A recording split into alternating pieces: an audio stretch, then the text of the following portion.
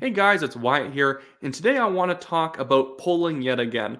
I know I made a polling video just a couple days ago, but there's a lot of hoopla going on about this new Abacus Data poll that came out that's supposedly showing Pierre Poilievre's Conservative Party slipping in the polls and Justin Trudeau's Liberals potentially able to make a comeback. I'll explain why I don't think this is what is really going on and what the actual polls are probably indicating about the current political cycle that we're in. But first, I just want to quickly get to what the actual top line numbers are. So the Abacus Data poll that came out, hosted on 338, shows that the Conservatives are currently at 37%, Liberals are at 27, NDP's at 19, and frankly, the Bloc and the Greens don't really matter that much. They're pretty much going to win as many seats as they won last time. But this shows that the Conservatives have lost about 5% and the Liberals have gained about 4% in the polls based on what they were polling at in the last Abacus Data poll. The reason why I don't think that this is very concerning from the perspective of a conservative myself, I'm actually running in the Calgary Signal Hill Conservative nomination. If you live out there, definitely buy a conservative membership, support me. Shameless plug. But I don't think this is actually indicative of a real polling slump for the Conservatives because I think that the Conservatives' lead over the past 5 or 6 months has been a bit overstated. I think that Poilievre caught a big wind of momentum, and since then he's been polling super well. And that over the last month, I think the legacy media has finally opened up on the Conservatives the way that we were always expecting them to. The legacy media obviously relies heavily on liberal subsidies, liberal government subsidies, so that they were naturally eventually going to just start hitting the Conservative Party on unfair grounds, just reprinting every single liberal attack on Pierre Poilievre and the Conservatives. And really what this polling, in my mind, is showing is that despite all the unfair attacks, the Conservatives are going to maintain a pretty healthy lead. 10 points is easily still in majority territory, and I don't think that anyone really believed that the Liberals and the NDP were going to finish anywhere close to each other in a real election.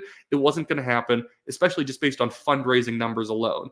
The Liberals in fundraising numbers are about double the NDP. They're both not going to end up at 22% on election day, especially with Jagmeet Singh still leading the NDP. I know Justin Trudeau's incompetent, but Jagmeet Singh has no ability to actually grow his base based on the very fringe political positions he takes. Justin Trudeau definitely is fringe in the political positions he takes, but he's at least subtle about it comparatively. Really, I think this was more of a correction towards what we're more likely to see around a real 2025 election. A 10-point lead for the Conservatives is what we can likely expect. Maybe 12 or 13 is what we might get on election day if Justin Trudeau fumbles, if Justin Trudeau somehow performs quite well before an election. Maybe the Liberals tighten up to about 6 to 8 point lead for the Conservatives. But the fact still remains, the Liberals are in government, have the potential to control policy and actually serve the needs of Canadians, and they're 10 points down. That is the real story here. And if I look at the regionals, the Liberals are still suffering really bad in certain key regions. They're behind 9 points in Ontario, a place where they actually need to be winning in order to hold on to a minority or majority government. They're doing very poorly in Atlantic Canada. That really demonstrates that they've alienated social conservatives in the Maritimes because fundamentally a maritime voter is a socially conservative, fiscally liberal voter. It's kind of the inverse of the typical kind of GTA conservative voter. The GTA voter is fiscally conservative but very socially liberal on a lot of issues. It's overstated how socially liberal they are often in my mind, but Maritimers tend to be, and I've talked to Maritimers.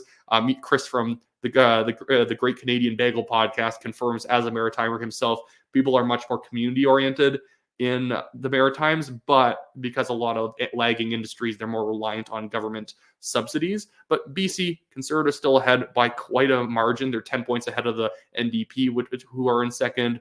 Obviously, Conservatives still doing well in Alberta, Saskatchewan, Manitoba. And really, I think all this new poll shows from Abacus is that the Liberals have tightened it up and gotten back into second place in Quebec. The Conservatives' victory path was never going to be through Quebec. I think we're still slated as the party to pick up a few seats, and that's really all we need to do in Quebec. If anything, also the Bloc's numbers are still pretty healthy. They're still in number one, and that means that they'll probably end up just stealing more Liberal seats or maintaining what they have and blocking the Liberals from making any gains out there. And the reason why I also think that this poll is not actually demonstrating any significant change is look at Justin Trudeau's approval ratings. Pretty much have not changed at all. Maybe his disapproval's fallen by a point, but his approval's also fallen by a point. And then when you look at this other poll, I think is quite demonstrative of what's going on. The people wanting Justin Trudeau reelected is basically maintained at only 16%. People wanting a change in government but not thinking there's another good option is at 32, pretty much the same as it was several months ago. And the people who want Justin Trudeau gone and thinks there's great options out there, still at 52. That's actually up since June.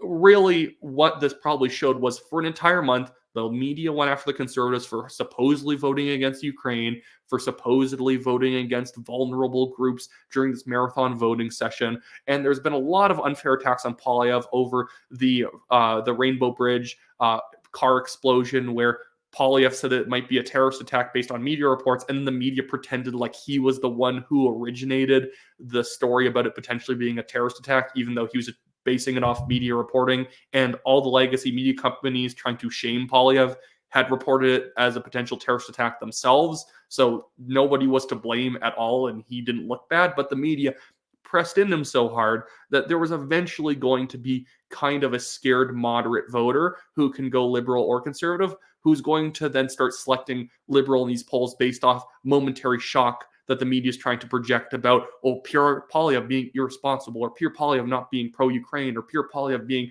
radical on this or that, when in just about a week or two's time, most people are going to kind of go back to how they were feeling beforehand. You can make anyone a vote pretty much any way. Obviously not very ideological people, but sort of moderate voters. You could get them to vote Green, Conservative, PPC, NDP, Liberal, based on a momentary news cycle that makes it seem like a fantastic idea. And that's basically what happened. Again, I do agree that during an election cycle, this is what the polling is probably going to look like, because it's going to be constant, just propaganda shock stories to make people try and not vote conservative in 2025. But the polling trend overall is still very, sorry, I'm choking a bit here. It's still very good for the Conservatives. Think about it. In April of 22, when this whole chart starts, when Pierre Poilievre was just running for the Conservative Party leadership, the Conservatives and the Liberals are within 2 points, barely ahead.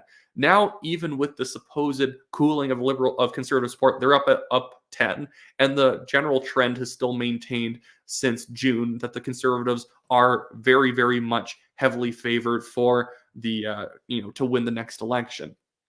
A lot of people people need to understand, polls are not literally what's going to happen in the election. Polls basically demonstrate momentum. That this recent poll showed that the Conservatives' momentum has slowed, but it's not that the Liberals have momentum. It's just that every time a Conservative party loses any support, it's naturally probably going to go to the Liberals. And I think the fundraising numbers speak for themselves in terms of who has momentum. The Conservatives, for the last couple of years now, have been over doubling the Liberals' fundraising numbers. If the Liberals were at 27% support, and that was a hard 27%, they wouldn't be this far behind in the fundraising. They really only probably have a base of about 18 to 22%, and then by election day, they can probably guilt or scare about another 5% or so into coming out and voting for them.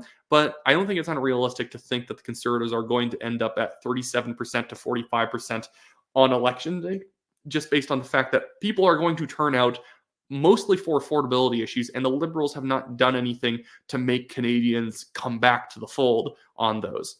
Anyways, that should be it for me today. I just want to quickly plug that I have a legal defense fund linked in the description of this video below. I'm still being sued by a billionaire. It's cost me over $25,000 to defend myself in the National Telegraph, but we are winning. It's a stupid slap suit, a strategic litigation against public participation, basically a lawsuit to try and shut you up by trying to make you incur costs over a matter that you've done nothing wrong in, but purely to intimidate you. The questioning of me went very well. The questioning of the guy suing me did not go so well for him.